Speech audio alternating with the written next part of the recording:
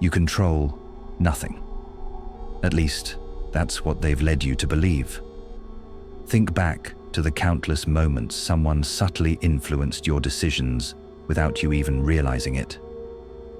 Was it really your choice, or did someone plant an idea in your mind, which you then nurtured until it took root? If you think you've always acted solely on your own will, you're living in an illusion. The truth is hard to accept. The world is full of puppeteers, and if you're not pulling the strings, you're the puppet. But here's the difference between those who control and those who are controlled. The former never force their will. They simply make others act as they desire without them knowing. True manipulation isn't loud or aggressive. It's quiet, subtle. It's a whisper instead of a command. It's a feeling planted, not a direct order. And the hardest truth? You've already experienced it. Do you remember the last time you changed your mind without knowing how it happened? A passing remark, a seemingly innocent gesture, a well-timed comment. These are the tools of true power, moving others without their awareness. But here's the real question, the one that should make you uneasy. What if you were the one controlling the game? What if, instead of being pushed, you were the one pulling the strings? The difference between those who win and those who lose in this game is simple. The winners understand that power isn't about forcing, it's about guiding. The problem? We've been taught all wrong. We've been sold the idea that influence is about being loud, authoritative, or forcing our will upon others. But those who truly run the world rarely raise their voices. They don't need to. True strategists know how to make others follow their ideas without them even realizing it. Here's what no one tells you. Manipulation isn't about shouting, threatening, or convincing with force. It's a psychological dance where you guide others to walk where you want them to, without them knowing they're being led. Want to know how it works? Let me break it down. Step 1. Identify the right people. Not everyone is worth manipulating, only those who matter. Look for the impressionable ones, those who seek guidance but won't admit it. These are the people who believe they're making their own decisions, when in reality, they're waiting for someone else to make them for them. Step 2. Make them believe the idea is theirs.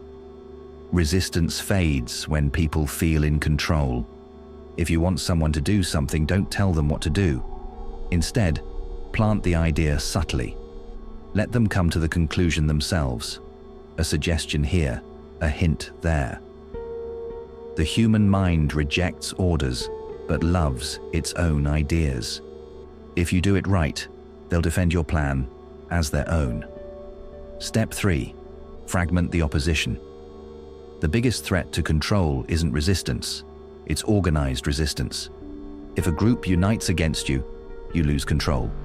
But if you can sow doubt, provoke divisions, or make them turn on each other, you weaken them, divide and conquer. But that's not enough. To really control, you must understand one thing: human emotion. Logic shapes thoughts, but emotions drive actions. People don't act based on reason. They act because of how they feel. Fear, desire, insecurity, pride. Understand what drives each person and use that emotion as leverage. Step 4. Control their emotions. Don't tell them what to do. Make them feel it's necessary. Here's the dangerous part. Manipulating others comes with a price. If you're discovered, you become the enemy. Abuse this power, and sooner or later, someone will learn your methods and use them against you. Power is a weapon, and like any weapon, it can turn on you. History is filled with strategists who thought they were invincible. until someone else played the game better. So the real question isn't whether you can manipulate others, but whether you're prepared to face the consequences of doing so. Because once you cross that line, there's no turning back. Now, you understand, power isn't about imposing your will. It's about guiding others. It's not about speaking. It's about making others speak for you. And here's the great paradox. The less it appears you control, the more control you actually have. The world isn't run by those who shout the loudest, but by those who know how to pull the strings in silence. So, the real question is, will you remain a puppet, or will you learn to handle the strings? But this is just the beginning. To truly master the art of influence, you need to understand something few grasp. People don't follow ideas, they follow emotions. Think of any great movement in history or any figure who changed the course of humanity. How did they do it? Not through flawless arguments or irrefutable data, but through emotion, through a vision that made people feel something. Because when emotion enters the equation, logic becomes irrelevant. Have you ever noticed how people defend ideas they can't even fully explain? How they fight for beliefs they've never questioned? That's because those beliefs have become part of their identity. If you want to influence someone, you need to make your idea become part of theirs. Here's the kicker. People can change their ideas, but they can't change their identity. And that's where the power lies. If you get someone to adopt your idea as part of who they are, they'll defend it to the death. Not because you told them to, but because doing so gives them a reason to exist. This is where things get dark. Because this isn't persuasion, it's programming. Inserting an idea into someone's mind without them realizing it was planted. To do this, you need three things: exposure, repetition, and emotional connection. Exposure. You can't change someone's mind with a single push. The mind resists, but if you introduce the idea slowly, subtly, the resistance fades. Repetition. A lie told 1,000 times becomes truth, not because reality changes, but because the human mind mistakes familiarity for certainty. Repetition makes an idea believable, even if it's false. Emotional connection. Ideas alone won't change people. You need to make them feel something: fear, desire, pride, nostalgia. When you connect an idea with a strong emotion, it becomes impossible to ignore. But here's something deeper. Most people believe they're making rational decisions. In reality, their decisions have been shaped for them long before they even realize it. Society has shaped their desires.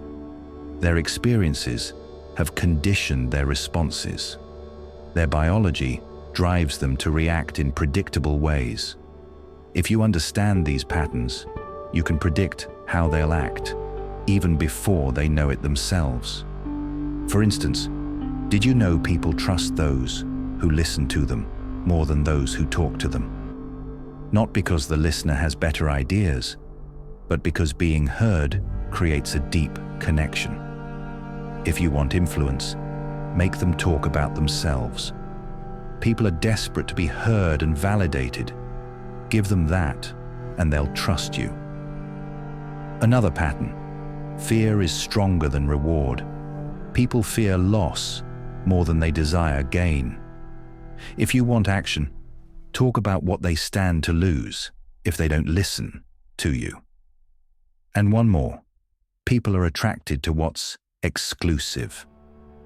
If something feels available to everyone, its value diminishes. If you want someone to hold on to an idea, make them feel special for understanding it. Now let's address the greatest enemy of influence: organized opposition. Nothing destroys control faster than a united resistance. History has shown that when people unite with a common goal, they can topple empires. To prevent this, you must divide the opposition. Sow doubts. Cause internal conflict. Push leaders to compete. If they turn on each other, they weaken themselves. And finally, the true cost of manipulation. When you learn to manipulate, you also learn to recognize when you're being manipulated. Once you see the strings, the magic vanishes. You begin to question everything: relationships, beliefs, emotions. You'll start asking, does this person really care about me, or am I just responding to an influence they've set in motion? Here's the ultimate paradox. When you master control, you realize that true control doesn't exist. Even the best manipulators can't control one thing: human chaos. People don't always act the way you expect. A single emotion, a sudden change, an unexpected revelation, and everything can unravel. So the real question isn't whether you can manipulate. It's whether you're ready to handle the consequences. How far will you go? How much power do you need before it's enough? Or will you fall into the trap of those who've played this game before you, thinking they were invincible, only to be undone by their own strings? History is full of puppeteers who are hanged by their own designs. So, ask yourself, do you want to learn how to influence? Or would you rather keep believing no one has ever manipulated you?